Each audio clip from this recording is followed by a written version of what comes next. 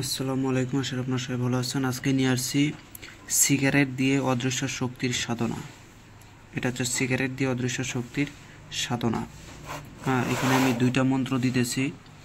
অনেকেই চায় যে দেব দেবতাদের ক্রোধ কীভাবে ঠান্ডা করবেন। এই যে দেব দেবতাদের ক্রোধ উপশম করা মন্ত্র, ওং শান্তে শান্তে প্রশান্তে ওং শান্তে প্রশান্তে সর্বক্রোধ পশমনং স্বাহা। এই মন্ত্রটা ওং শান্তে প্রশান্তের সর্বক্রোধ পশমনং স্বাহা, এটা হচ্ছে পানির উপরে জপ করে নেবেন। আগে নিয়ে সেই পানিটা ছিটা দিয়ে দিলে যে কোনো দেবদেবতা শান্ত হয়ে যাবে। শুধু দেবদেবতা না, ভূত প্রেত যত কিছু সব শান্ত হয়ে যায়। এখন চলে আসছি সেই সাধনাটার ভিতরে। এটা হচ্ছে সিগারেট দিয়ে অদৃশ্য শক্তির সাধনা। এই সাধনাটা করতে গেলে আপনাদেরকে কি করতে হবে, যে শুক্লপক্ষ আগে দেখতে হবে। সেই শুক্লপক্ষ থেকে শুরু করে প্রতিদিন পুরাতন কোনো বৃক্ষের নিচে একটি সিগারেট, একটি প্রদীপ ও এক জোড়া লং বৃক্ষের নিচে রেখে আপনি নিবেদন জানাবেন ও নিচের মন্ত্র এক মালা জপ করবেন। এভাবে অমাবস্যা রাত পর্যন্ত শেষ দিন হাজির হবে। এখন আমি বলি, শুক্লপক্ষর সময় মানে এটাকে আপনারা যদি এভাবে না করেন তাহলে আপনারা পূর্ণিমার রাত থেকে শুরু করবেন।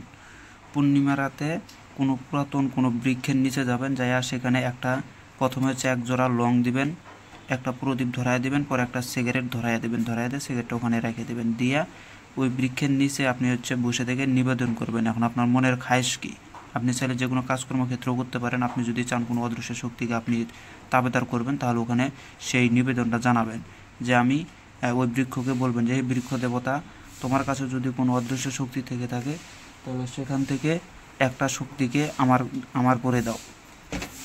এরকম করে নিবেদন করবেন। করে ডুরে এই নিচের মন্ত্রটা ওখানে বসে থেকে এক মালা জপ করবেন। জপ শেষে আপনি ওখান থেকে চলে এসে পড়বেন।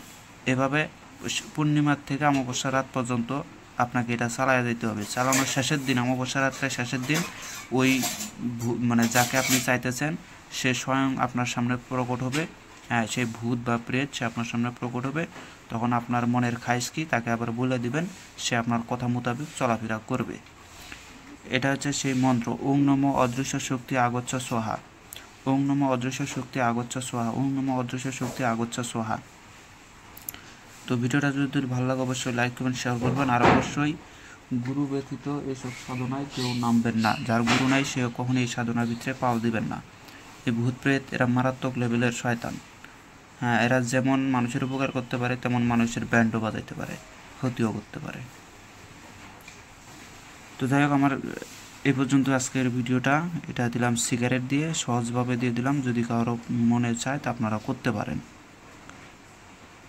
পারেন, সমস্যা নেই। তো ভিডিওটা ভালো লাগলে লাইক করবেন, শেয়ার করে পাশে থাকবেন। ধন্যবাদ।